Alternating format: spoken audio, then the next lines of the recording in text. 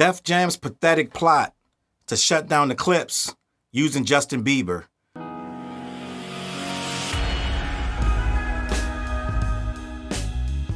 Quick correction. Since the beginning of this video, Justin Bieber has indeed gone #1 on Apple and Spotify. I did want to throw that out there. Also, this video is pure speculation and conjecture. Let's have fun with it.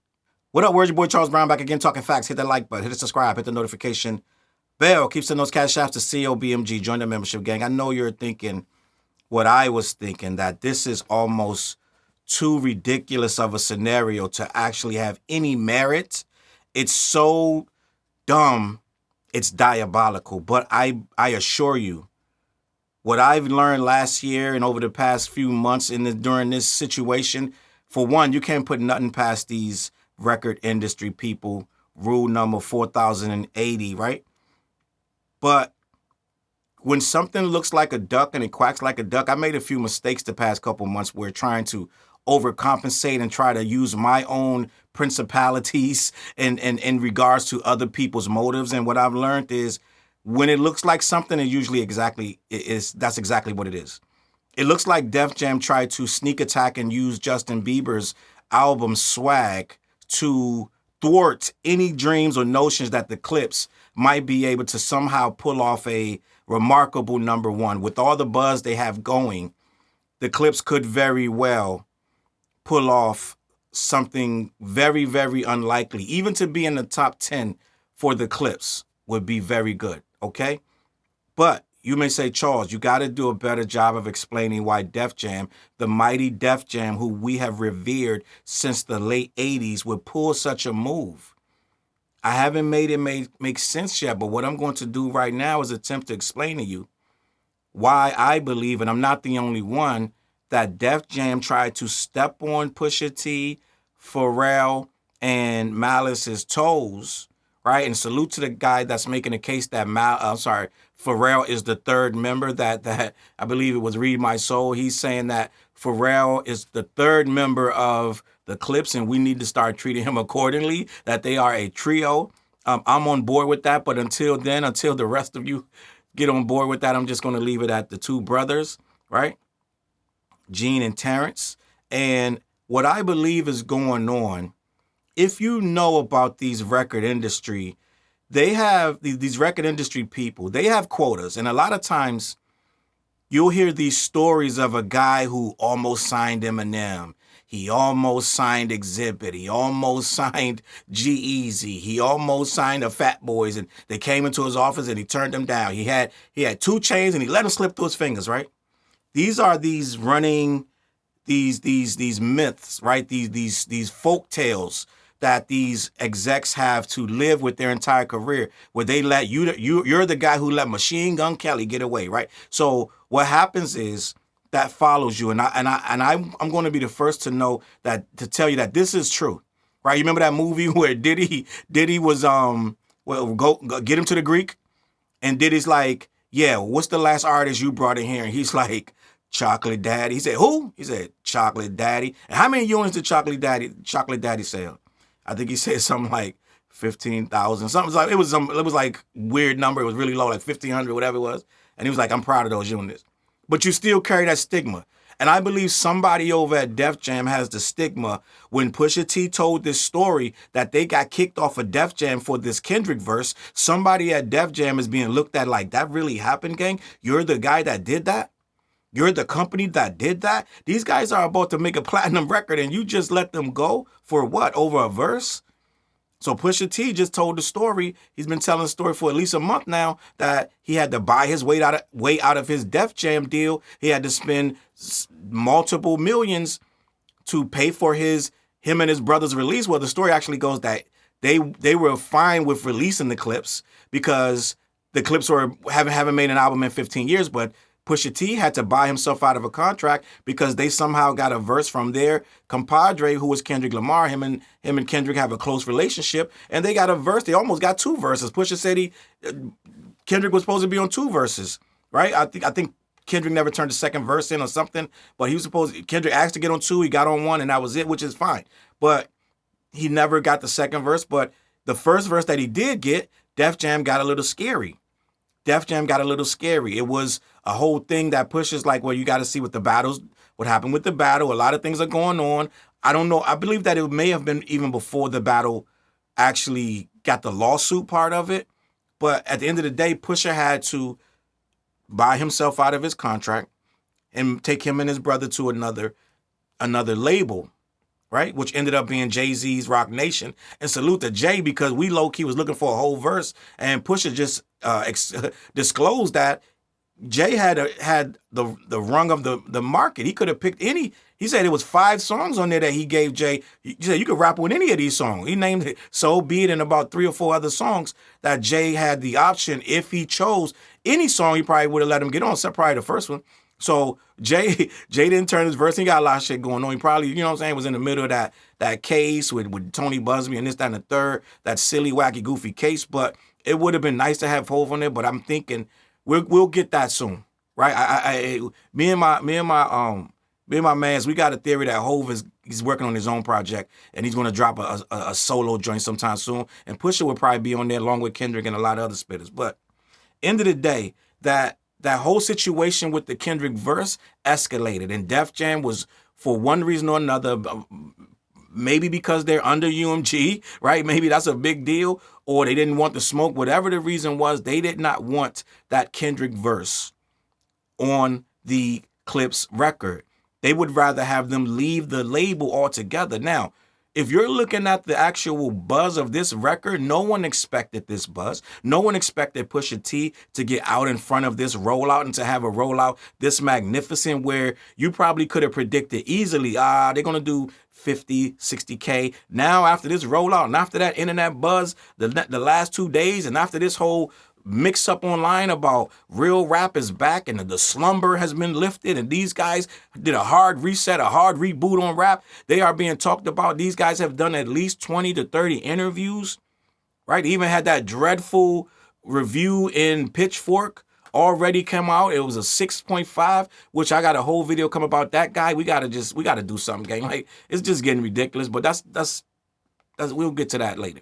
But end of the day, these people at Def Jam, they released Justin Bieber's Swag album literally the same day. They did announce it 2 days before, but this is supposed to be Justin Bieber's most personal album. This is his biggest release as far as in this lifetime as far as his music, because he's trying to make a comeback right now with all these wacky antics and things of that nature. There is absolutely, in my opinion, there is no way you sneak that album out with a 2-day window when this album means everything to this guy right now. I'm just going to be honest. They're spiraling, gang. I'm telling you, it's a whole thing going on. You're like, Challz, you still haven't explained why they did it. Well, if this guy buys himself out of that Def Jam contract, then comes out and goes #1, has a smash record, people are going to continue to the narrative that Def Jam fumbled. Def Jam, they're resetting hip-hop, and it's not with the #1 hip-hop label in history. Many of us consider Def Jam the #1 label in history. You could blow smoke up my ass, anybody else, and name a whole bunch of labels, but all of them were after Def Jam. Cash Money, shit, Dr. Dre, all that, right? Aftermath, Death Row, we can go down the line. All of them was after Def Jam. Disturbing the Peace, Rockefeller, all of it. Good Music, name it. All of them came after Def Jam, and Def Jam remained competitive for at least 15, 20 years. Right? Def Jam roster right now is Goonie Goo Goo, but Def Jam, we used to want that Def Jam jacket. We was desperate for that. Anybody with that Def Jam jacket, even back in the treacherous days of them street teams when they was fighting, like a street team would come across another street team, they would fight each other, gang. It was different. It was different. The 90s and the early 2000s was a different animal. These guys was on some shit. They would come to your town, 10,000 stickers, and what the whole, that's why these vandalism laws came into play, because these street teams was going, posting up all these posters all across the city, put it on your forehead, put it on the barbershop, put it everybody's window, so they would go through and just it was literally vandalism. Light pole, every light pole, they started making laws that you can't do that. If they got caught, you got fined, and the label got fined. But that was when Def Jam was heavy, and a lot of people learned from them Def Jam street teams how to move records. Right? If you come outside this, everything is telling you, yo, go get the new Public Enemy record, then you're like, well, damn, that shit might be good. So they built this game into what it is. And now to see them trying to stop a rap group that they let slip through their fingers over one verse is sad. And who wants that blood on their hands? I'm like this. That looks crazy if that's on my record. If I'm the guy that forced these guys out, then they go tell the story. They're gonna most of these people inside this game gonna know exactly who they're talking about. If this is a true story, they know who the A&R. They don't even have A&R, but they know who whatever executive that did that. Insiders already know who that is. Right? I'm just going to be honest. Now, you also got Justin Bieber. He wants to put his release out, da-da-da. But at the end of the day, I don't think Bieber had as much to do with this as they did. I'm just going to be honest. They had to know this release date well in advance because we all knew that this July 11th release date been 2-3 months in the making. Now, either you thought Bieber would beat him easily or you tried to step on his toes. There's no reason to release Bieber at the same time as this album. It makes no sense. You're going to say it's two different markers. Well, guess what? It may be two different markers, but all on Twitter yesterday and the day before that, nobody was talking about Justin Bieber. They were all talking about the Clipse. So somebody fumbled over there. So yes, it's two different markets, right? But I only heard one person talking about that Bieber was dope, like that, and then he came back and everybody saying the Jack Boys 2 was trash. So it's like, gang, this thing was a disaster. I believe they try to release this and step on these guys' toes. They can't get number one if Biebs is there. Who gonna beat Justin Bieber? Guess what? These guys already number one on Apple with over top of him. Let me read this article because it's a lot. Listen, it didn't plan out like they thought over there at good old Def Jam. Okay, and they are sorry excuse for hip hop right now. Once this information came out, you guys are absolutely trash right now because you're trying to muffle guys' voices now.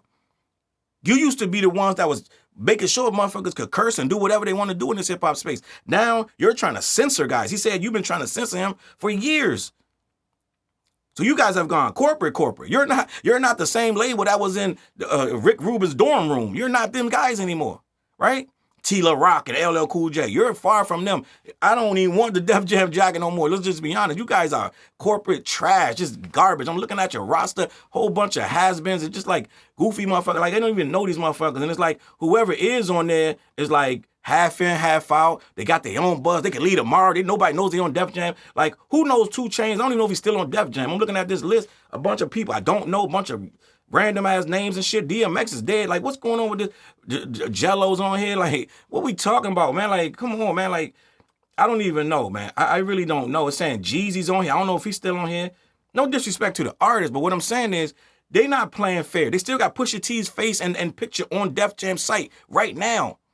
And this guy ain't been on that thing in probably a year, right? But he's still on here. LL Cool J still on here. Like, come on, gang. 2088, Big Sean and Janae Aiko still making music together. Like, I'm really confused, right? Because you're supposed to be the home of where if nobody gonna hold you down, Def Jam gonna hold you down, right? You try to. I truly believe that you guys try to use Justin Bieber to block these guys from having success. I'm just going to be honest. I think they tried to block him because, for one, if I'm Biebs, I'm like, why would I do a surprise album? Why would I do that? A surprise album is I drop it as a surprise. I don't tell you 2 days in advance that it's coming out. That's not a surprise album no more. A surprise album is you look up and it's on the social media platforms. Let me read this, what happened with this Justin Bieber thing, because now they're spiraling and Biebs is retweeting nasty comments about the Clipse. Gang, I'm telling you, it gets deeper. The rabbit hole gets deeper. So let me start here, right? Justin Bieber surprise album blocked from #1 by hip hop legends. Gang, this is on Forbes magazine, and they were the result of Justin Bieber not getting #1 on Apple, and that was because of the Clipse. Let me read this. For months, much of the media coverage around Justin Bieber has focused on what have appeared to be personal troubles, coupled with a noticeable silence as he hasn't released music in years. Fans were left wondering what they'd get to hear from the pop star again.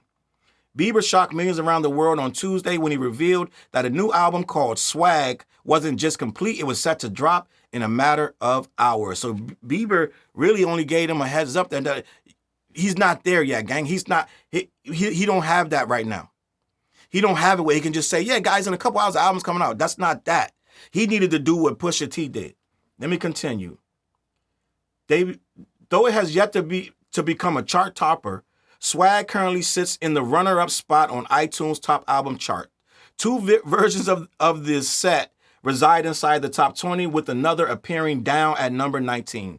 In the coming hours, swag could continue to climb, but it's still early. The collection has only been out for a few hours, and many people have yet to realize the world's biggest pop musician has delivered a brand new project. Why would you do this? He doesn't have the cachet. I'm just going to be honest. They're looking at Biebs as like he's out here bugging out. He's screaming on the paparazzi. His name ain't there to be dropping a surprise album, but they did it. Let me continue, right? Bieber trails hip-hop heavyweights. He's currently held back from reaching number 1 on the iTunes top album list by the hip-hop superstars The Clipse, the duo made up of Pusha T and Malice, with their return project, Let God Sort 'Em Out.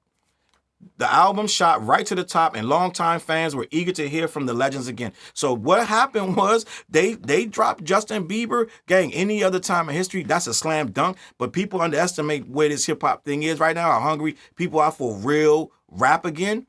And they came at the perfect time. Kendrick already laid the groundwork with GNX. These people are open. Their tour's doing numbers. All of GNX, I think 11 of them things did 100 million streams right now. Gang, it's some other, we can't even talk numbers no more. The GNX thing's so crazy. So people are like, oh, people can actually rap without mumbling? Is this a real thing? Wait, there's really no vibes on here. These niggas, this is really just rapping. So people starting to understand what rapping is all over again, gang. We a reboot, right? Def Jam didn't see that. Any other time and place, Bieber's going to crush that album.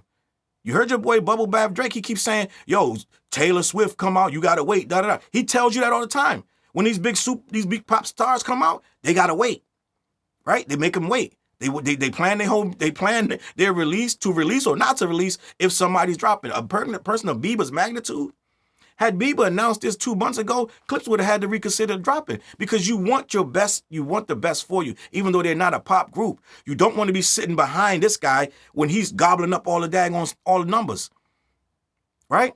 Because even if you do big numbers, he's going to do bigger. Right now, the July 11th was the perfect time to release, except for my boy RJ Payne. Go stream RJ Payne. There's a couple other guys that dropped the same day as the Clipse, and they're not getting the shine because it was just a bad day. But after you finish listening to the Clipse, which is a remarkable album, go listen to it's at least 4 underground joints that drop. RJ Payne is one of them. Go support the boy RJ Payne. Salute, deadass. But it's just one of them things that they shouldn't have had any trouble unless somebody comes along with a surprise album. Boom, Bieber comes, but guess what? They beat him. I just believe that this guy was sent to disrupt these things, and I'm going to tell you why. Because then, what happened after that, what had happened was there was this random tweet, right? Now, we already seen he drops, he doesn't get number 1 on Apple, which is somehow that's a super thing, because the Clipse is number 1, Somehow this has become something that we're bragging about since Drake finally got number 1 on Apple only, right? But since that happens, we're back here again, where Apple being number 1 on Apple is a very big deal to everybody, right? So Clipse are number 1 on Apple, Justin Bieber's number 2. So what happened was Justin Bieber reposted and swiftly deleted an Instagram story from a friend dissing the Clipse. So I was on my Twitter and I see that Justin Bieber dissed the Clipse. I'm like, I don't believe that. There's no way. He has no reason to diss the Clipse. Sure enough, he reposted a diss of the Clipse. Let me read this to you. Now, I'm telling you this, the rabbit hole gets deeper. These guys wanted this, gang. They wanted this for some strange reason. They wanted it, but they didn't want to do the work. Dropping a surprise album is not wanting it, in my opinion. Not for a Bieber who's mumbling outside of his house, looking stoned out, screaming at paparazzi. No, you got to build this thing. But let me keep this moving.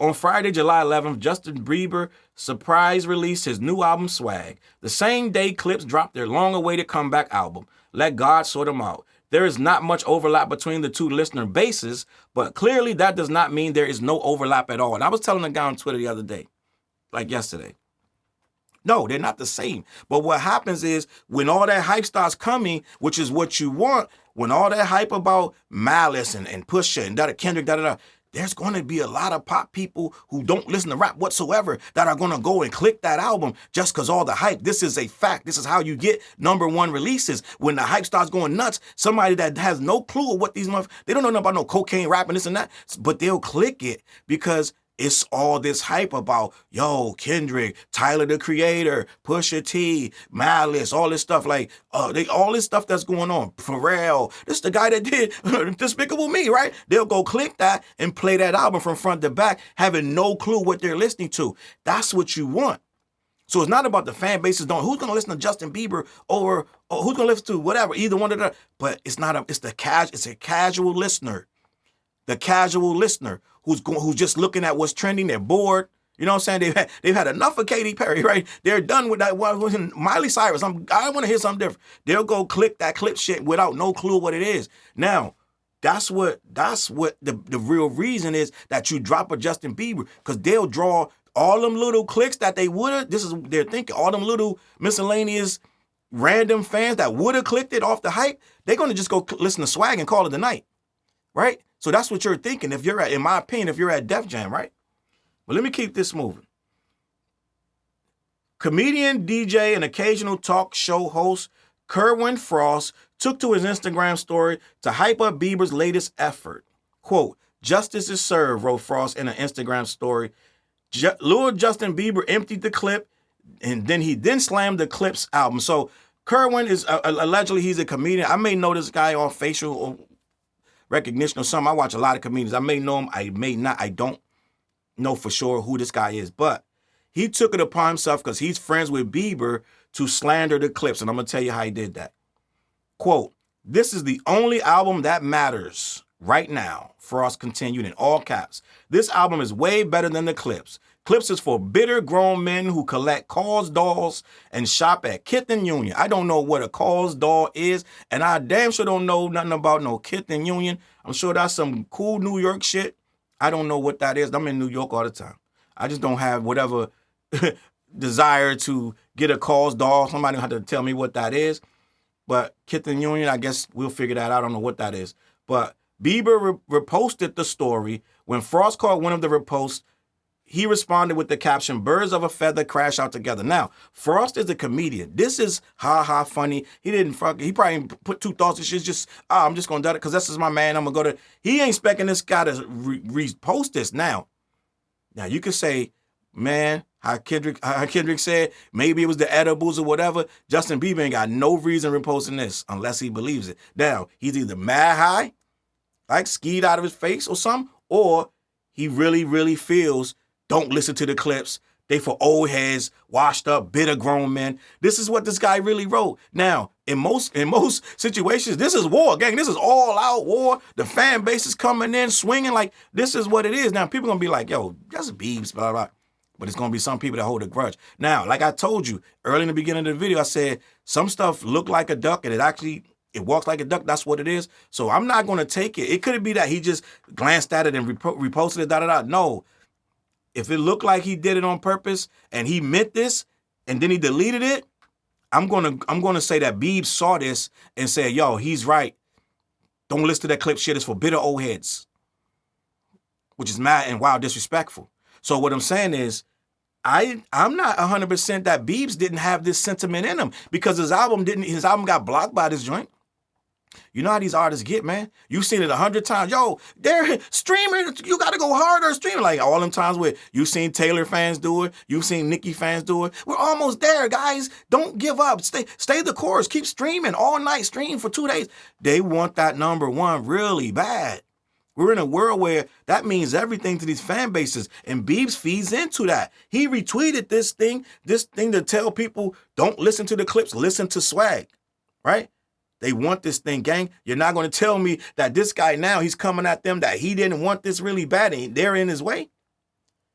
I feel like he got caught up in the moment. They should have did a lot more press or whatever they was going to do, but or said it, told everybody a month ago this was coming. Then his fan bases could have reacted that they could have set up a whole thing and he would have easily won. But I don't know what's going on. I think they just finished that thing and just threw it out. I'm just going to be honest. I just think they threw it out, and people saying it's good, it doesn't matter. I'm not listening to none of that shit. I've been listening to Clipse for 2 days straight. So I don't know if I'm ever going to hear. But end of the day, I feel like they did a poor job of trying to stop this Clipse from going number one. It's going to do well, gang. And whoever that guy is that's at that desk that made this guy pay millions to get out his deal, he got egg on his face. These things matter, gang. This stuff matters in that industry because after a while they start saying, bro, you're kind of like, you're really not doing a good job. You're letting millions of dollars slip out the door. Why do you think all these movie execs and all these things, when these movies start flopping, people get fired? When these records flop too many, right? Chocolate Daddy and all this shit, this stuff, people get fired, gang. It is what it is. Def Jam is on a bubble, gang. They're always it's always a comeback over there. So you let a hit record out the building, and then this guy talking shit. He's literally going to interview something. Yeah, Def Jam. He on Breakfast Club, still talking about, yeah, the suit over at Def Jam. So it's not looking good. Now, had you beat him with Bieber, conversation over, right? I'm just going to be honest. Conversation over. We was right. We was right. We let him go. We knew it wasn't going to sell, da-da-da. Now it's getting scary because Biebs couldn't do it. Now it may be egg on your face for real. And he probably texting this dude like, ha ha, you know what I'm saying? So it's a whole thing. He hit him with the DJ Clue, ha ha, right?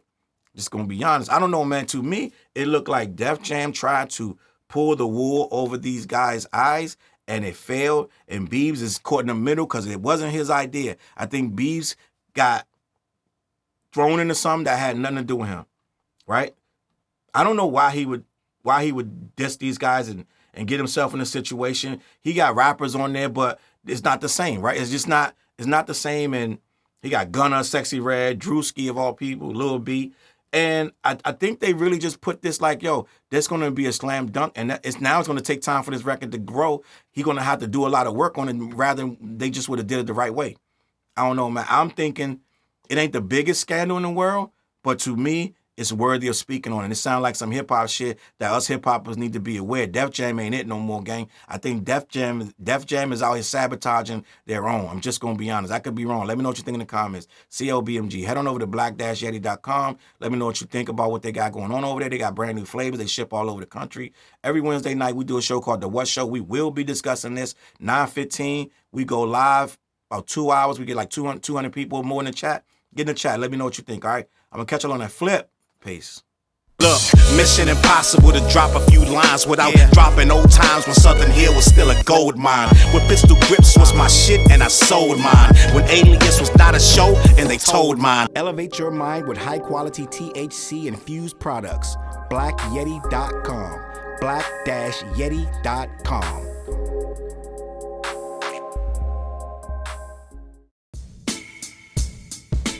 CLB.